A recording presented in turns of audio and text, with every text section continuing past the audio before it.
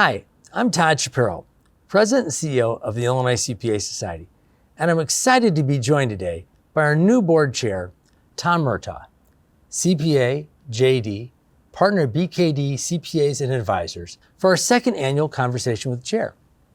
We kicked off this video series last year to give members an opportunity to hear from our new chairperson, given the pandemic's impact on in-person events.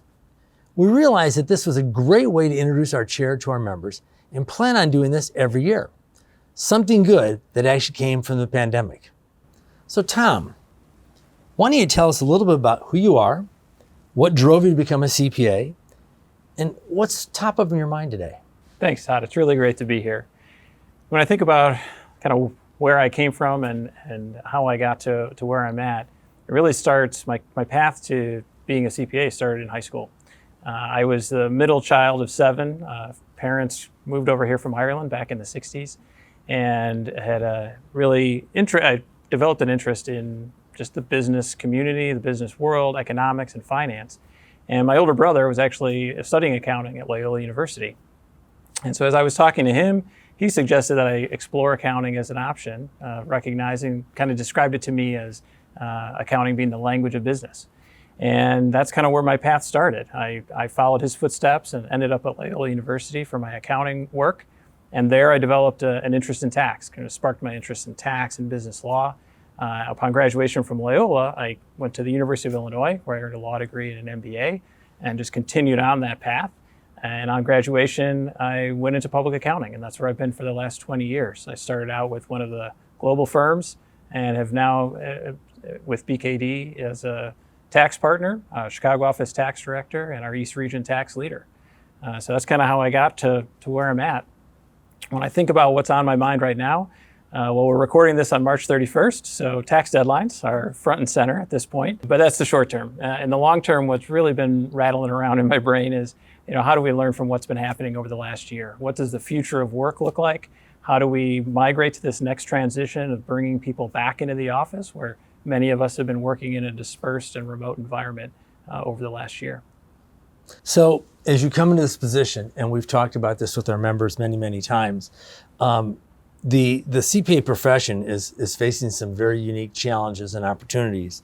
What's your perspective on what challenges you see longer term facing the profession that we need to be addressing? Sure. Yeah. I mean, there's both challenges and opportunities, as you said, and I think those challenges come from a number of different angles. We've got technological challenges and fear of potential displacement for some of our core services. We've got regulatory and licensure issues that could create challenges for us as a profession, and we've got just competition. So what we're seeing even in our marketplace now is we're a heavy push from firms and companies outside of our market recruiting for talent locally. So those are all pretty significant challenges. But I also, with that come the opportunities. So one example is on the automation side of the house. We've taken advantage, we've leaned into that potential for displacement and invested in technology that help, for example, our tax practice. In March, we do a number of no tax due extensions for S Corps and partnerships. We used a robot to do that this year. And as a result, processed nearly 10,000 forms with very little human interaction, probably saved ourselves 3,000 to 4,000 professional service hours. But the opportunity comes from that is what do we do with those hours? And with PPP loan forgiveness and employee retention credits and all of these other things that are coming out that really are front of mind for our clients and helping them, we were able to take what might have been a risk for losing a job and converting it into a better opportunity for our professionals. Well, that brings up a really interesting perspective. And recently we had a special feature that we issued called the CPA Profession 2027 Racing for Relevance. Mm-hmm. And BKD CPAs Advisors were listed a couple times in that for a couple reasons. One, was identified as one of the fastest growing firms and largest by revenue in the Great Lakes and Midwest region. But two, we also noted that BKD had an ongoing rebranding process where it's been incorporating the word BKD CPAs and Advisors into the name of the business units. Why is that important? And what distinction do you think that will make going forward?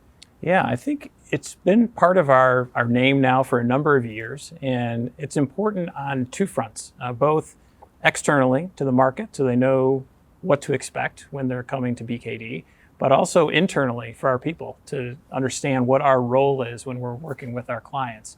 And so while we still take great pride in the core service that we offer around financial statement assurance and tax return preparation, even within those elements, there are ways that we can bring value to our clients and that we're working with. But even beyond that, then we can listen. If we're taking the time to listen to what our clients' needs are, we're finding that they've got needs that are beyond just getting the assurance on the financial statements or to get the tax return out the door. And by labeling ourselves and reminding ourselves that we are both CPAs and advisors, that we should be looking for more opportunities. And it's from an internal perspective, we talk internally about developing rewarding career opportunities for our employees. And if they can think of themselves as an advisor and really be thinking about ways to add value with each engagement that they work on, that is a way for them to grow professionally and develop deeper relationships with our clients. You mentioned advisors. What skills do you think we need to focus on? I'm going to give you a two-part question. One, what skills do we need to focus on to be able to be that advisor? Okay, and how do you get yourself out of it? And two, and I think importantly, the Illinois CPA Society represents 23,000 members across the state, in companies of all sizes, in firms of all sizes, large, small, you name it. Some of the smaller firms may say, well, but we're not using bots and we're not going to use bots. But is that the future, and what should they start doing to prepare for that? I think what we learned over the last year is that we are more nimble and we are more flexible than maybe we thought we were. And going forward, I think we need to lean into that even further, that in order to rethink what our jobs actually are and what our role is either within our organizations or within our firms and dealing with our clients. And so, kind of thinking about those softer skills of critical thinking as opposed to just application of law to a form or to a financial statement. We need to be able to hone our listening skills, having those meetings with our clients and understanding what they want, or if you're inside an organization, talking to the team and understanding what is the president looking for in this situation, and how can I help the organization.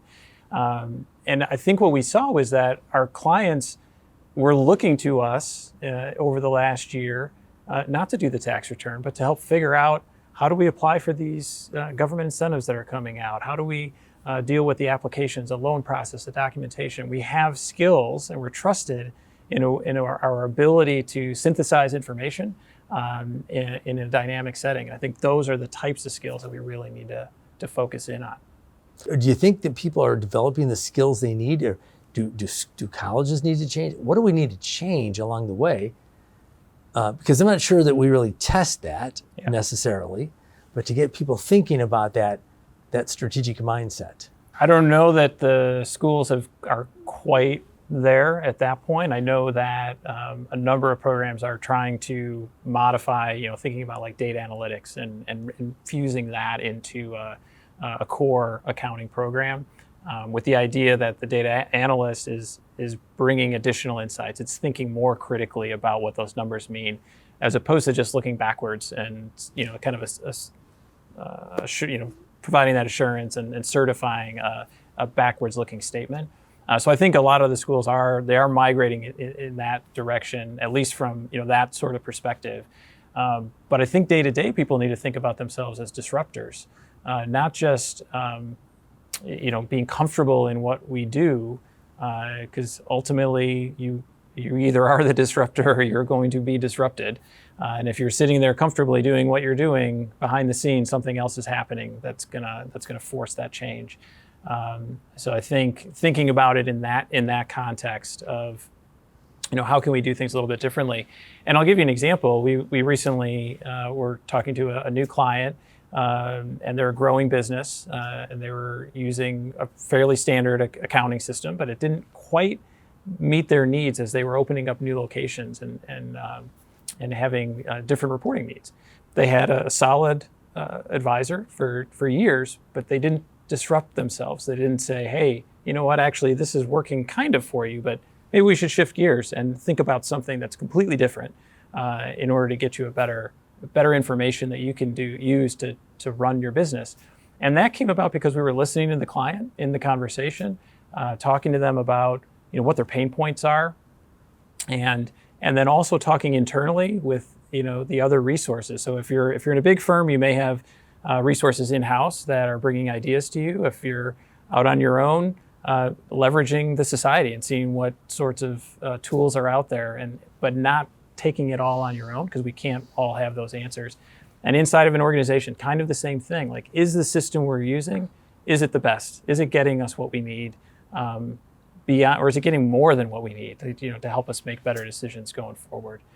So I think that sort of sense of disrupting yourself and thinking outside of just getting through that next task is really critical. Well, I love the concept. Are you going to be the disruptor, or are you going to get disrupted? That is an interesting concept. Let's just say I work in a small company or a smaller firm, and I don't have the resources that a large firm like BKD has. Sure. And I'm overwhelmed with work because I'm helping my clients with the PPP program, which is, again, a short term, but tax season's now been delayed. I have clients that aren't looking for that insight. They just want me to get their tax return done or get the audit done. And I'm, listen, I'm making a great living. Why should I really think about this? It is easier to not think about it, I think, in many ways. But it's happening, whether you want it to or not. And there's actually opportunities for you, even if you're thinking about, you're just kind of getting the things into the system and getting the reports out to the client or within the organization. If you can take that extra time to invest in the technology and leverage the technology to create some of that automation for yourself. So those tasks that you're doing, you can use the tools, like leverage the tools to create more opportunity, whether it's more clients or more work. But there's a mechanism there to, even if you're not getting to that level of extra advice or what have you, in terms of growing your practice, there's a competitive push within the marketplace to use these tools.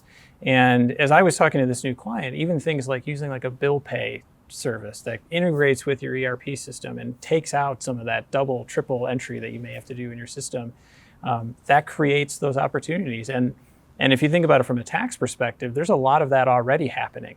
At some point in time, the government could become a disruptor to us. There are other countries use automatic tax return filing for most of their taxpayers. That could happen. I mean, we're probably a ways off, just based on what what we're seeing right now, but it's a possibility.